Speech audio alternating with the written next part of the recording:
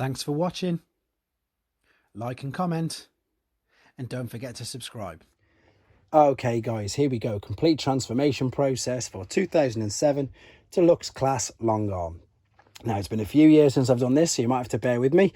What we're going to do though, we're going to start off with the front, and what I'm going to do is I'm just going to separate the bumper like so. You can see that that's tabbed in there. I'm then going to lift these doors up out of the way, and then this is going to free up these tabs here. And what I want to do is I want to pull these legs down again, just to sort of get them out of the way. So you can see you've got a ball and socket joint. Let's fold that right down. That's going to end up being one of the legs. I'm going to do the same on the other side with it being ball and socket. Obviously be careful because they can of course pop out. Now we can turn this all the way around. So these are going to be the front of him, so we're going to bring the feet all the way up like so. Let's bring this right around.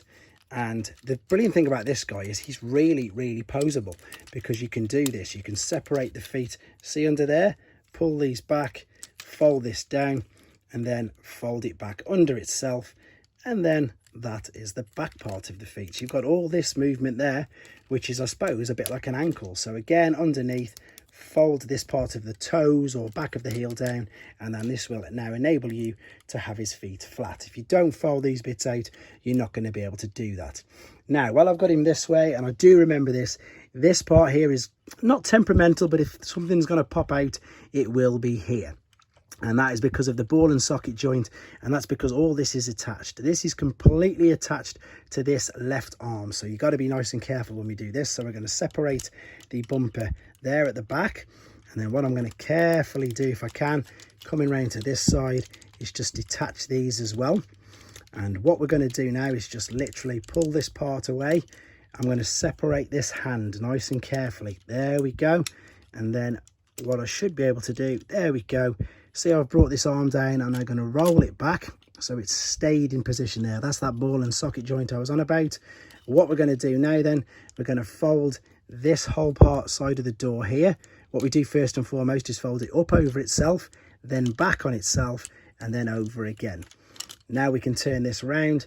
The diamond cut will just fold over to the side, and there is his arm. We're going to do the same on the other side, but you've just got to be aware that all this is attached. So let's just lift this out of the way for now, fold the back panel down, same again. So we're going to fold this over itself, then 180 it, and then fold that over.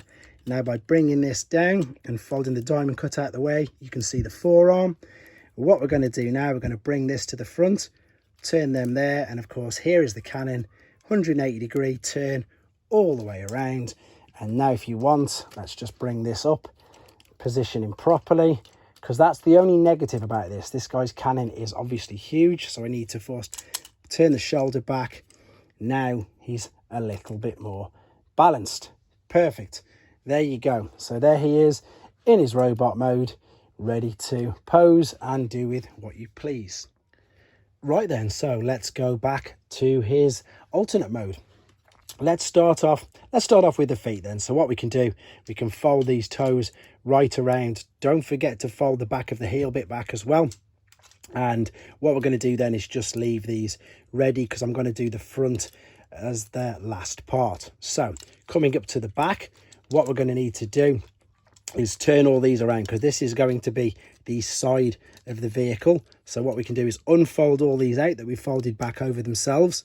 First and foremost, you need to fold up, of course, the diamond cut, because that is the back of the whole truck, and we're going to rest that bit above it. In fact, I'm just going to leave this resting there like that for now. I'm going to do the same on the other side.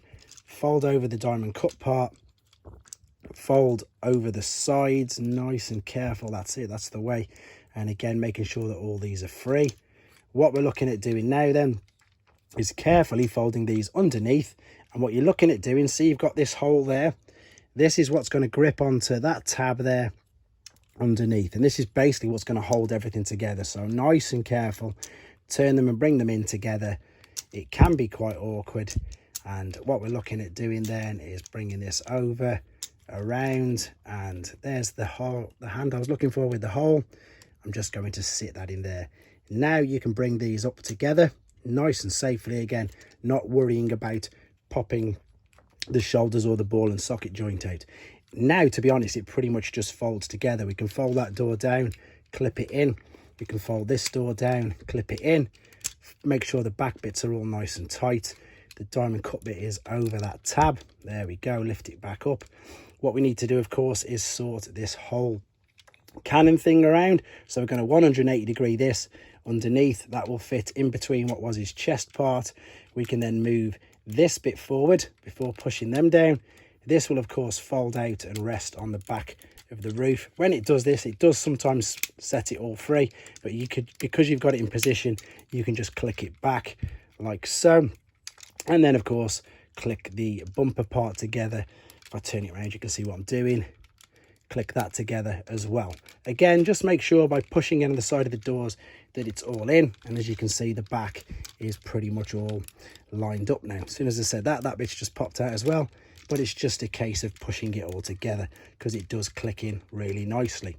Back to the front then. So we're just going to fold these knee bits back. Fold them under themselves because this is needing to tab under there. So if we do that bit first, fold it back on itself, underneath, pushing like that. Then what we've got here is this will then, as I said, they cascade back onto themselves. What you need to do is we need to fold these toes down as well, so they're out of the way. Then you can bring these right over and you hear that it clicked lovely over the top. Let's just try and do the same with this one. There we go. You can see I'm just pushing them back into position around on the side. This one's gone in already. I just need to check underneath here, see what's going on. There we go, pushing them all down. It just needs to cascade on top of itself, to be honest. And then you can line, he says, trying to reach over carefully around the camera. We're going to line this bit down. If it doesn't line up, actually, this is probably a good reason that this has happened, so I can show you to be aware. What's happened is the back of the heel has popped up there. So you can see it will not go underneath. So I need to pull it back out, push that down, which you've just saw me do. Now that will click together, and now everything will click together.